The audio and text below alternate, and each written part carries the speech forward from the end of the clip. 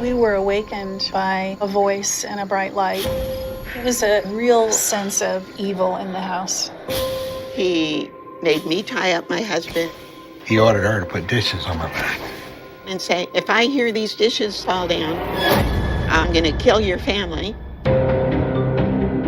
Patton Oswalt sitting here with Michelle McNamara, my wife, who's the writer of one of the best written crime blogs. Michelle looked at it from the hopeful, putting puzzles together, trying to make sense of violence. I was in search of a man who was attacking women and girls throughout Northern California.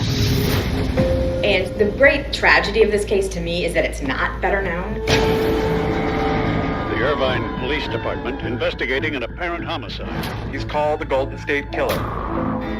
This case is huge.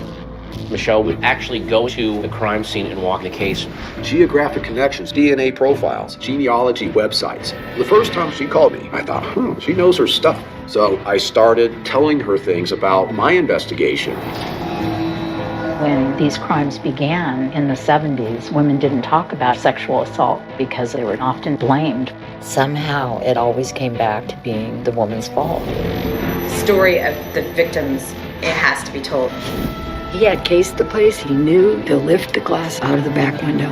I understood what it meant to have your skin crawl. And I'm thinking, is this really happening? I don't know how Michelle lived the horror of that day after day. She was writing a book and she was trying to solve a case. After Michelle died, we had to finish her book.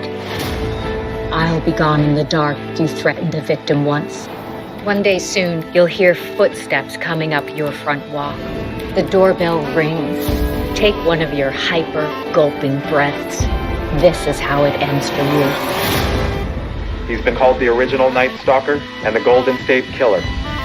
Today, it's our pleasure to call him Defendant.